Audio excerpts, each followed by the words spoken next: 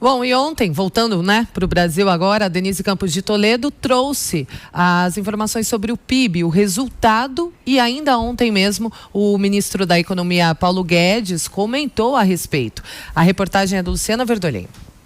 O ministro da Economia, Paulo Guedes, minimizou as críticas ao crescimento de apenas 1,1% do PIB, do Produto Interno Bruto Brasileiro, divulgado pelo IBGE.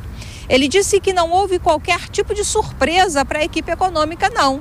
Que o valor foi exatamente o esperado pelo governo. Que o que chamou a atenção mesmo foi a surpresa geral com o resultado. A economia brasileira está claramente reacelerando. Se nós mantivermos as reformas, ela vai crescer os 2%, pouco até acima dos 2% que nós estamos esperando. Nós esperávamos 1%. Nós esperávamos 1, veio 1,1.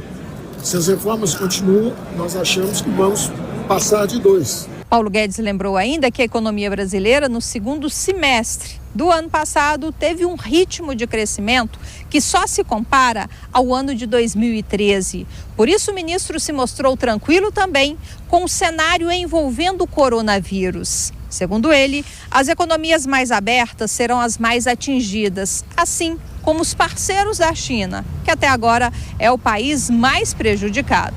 Ainda segundo Guedes, no entanto, com ou sem coronavírus, a China deverá continuar comprando produtos agrícolas aqui do Brasil. Ela não vai parar de comer. O chinês pode ter coronavírus, ele vai precisar comprar soja. Ele vai continuar comprando produtos agrícolas nossos. Então, da mesma forma que nós, por sermos uma economia fechada, não fomos muito ajudados quando a dinâmica era favorável, a dinâmica global, nós também não somos tão atingidos quando a dinâmica global é desfavorável. Ainda de acordo com o ministro da Economia, o Brasil tem ritmo próprio de crescimento.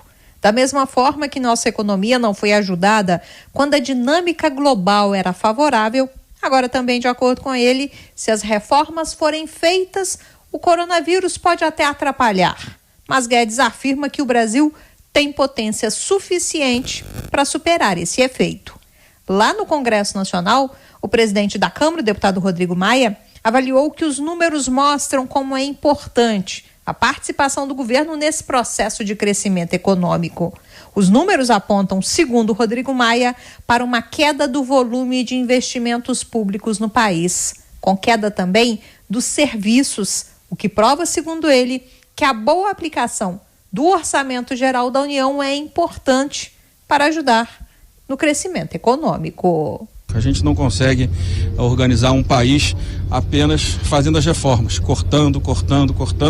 Isso tudo é fundamental. A reforma administrativa, previdenciária, novo sistema tributário. Agora, para o Brasil crescer, é importante também que a gente olhe que o setor privado sozinho não vai resolver os problemas. O presidente Jair Bolsonaro evitou comentar os números. Apenas disse que o governo hoje vai muito bem. De Brasília, Luciana Verdolim. Constantino, o crescimento é o grande desafio e a discussão de anos aqui no Brasil, né? É o grande desafio. O ministro Paulo Guedes está certo, é fundamental continuar com as reformas liberais. A agenda do governo, a agenda do ministério do Paulo Guedes é correta, é virtuosa. Esse é o caminho. Agora, tem que ser implementada. O PIB de 1,1% era realmente o esperado, e para esse ano deve ir para 2%. Se não fosse o coronavírus, até 2,5% seria possível se as reformas forem aprovadas. É sempre essa condição. Agora, é fundamental, ao analisar resultado econômico, a gente vê a qualidade do PIB. Tem muita gente aí que fica atacando por interesses ideológicos, eleitorais, políticos do governo, né, e fica flertando com soluções heterodoxas. A própria frase do presidente da Câmara me preocupa, eu confesso, né, porque a qualidade do PIB é fundamental. O empresário Flávio Rocha usou uma analogia muito boa, destacada até pela deputada Janaina Pascoal hoje nas redes sociais, né? O Brasil está queimando gordura, que são os gastos públicos, e ganhando musculatura, que é o setor privado. O investimento privado cresceu bem, cresceu mais de 2%. Isso é o mais importante para mostrar a sustentabilidade do crescimento. Há um editorial na Gazeta do Povo hoje muito bom também sobre isso, mostrando isso. O que o Brasil tem que evitar é exatamente essas soluções mágicas, heterodoxas, keynesianas, de estimular crescimento de curto prazo, que é uma visão muito míope, com base em estímulo ao consumo das famílias ou com gasto público. Essa foi a receita do PT e deu no que deu. Enquanto todo mundo estava comemorando os altos crescimentos de 2012, 2013, eu e muitos outros economistas com viés liberal estávamos apontando para o caráter insustentável daquele crescimento produzido de forma artificial. Deu no que deu. Então, o governo está certo, o ministro está certo. Tem que insistir nas reformas liberais. O crescimento vai vir, tem fatores conjunturais que ninguém controla, como o coronavírus, mas se aprovarem as reformas propostas pelo governo, pelo ministro, o Brasil vai andar e vai andar com voo de águia, não com voo de galinha, que é de baixa altitude, barulhento e de baixíssimo alcance. O Augusto desconfia um pouco do coronavírus, né? Hã? Você desconfia um pouco do coronavírus, a influência que vai ter. Vai ser menor do que se imagina a influência do coronavírus. Agora, como lembrou bem o Constantino, vamos olhar aqui para trás. A Gleisi Hoffmann disse que o crescimento se deve aos liberais que estão destruindo o Brasil. Não é possível destruir um país que já foi destruído pelo PT.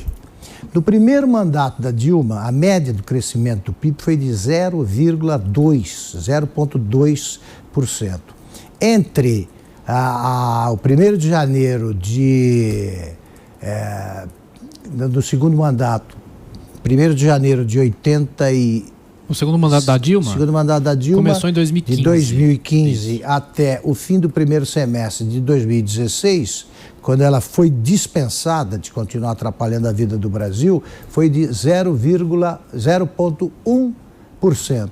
Então ela está achando medíocre um crescimento que, como lembrou o Constantino, é consistente, se deve a um bom desempenho do setor privado. O Estado está cortando gastos, apesar da oposição do PT. Então, a gente teve o crescimento esperado, não se pode chamar de decepcionante, era o esperado pelo governo. E com as reformas, a gente vai continuar melhorando. Então, eu confio muito no que tem feito o ministro Paulo Guedes.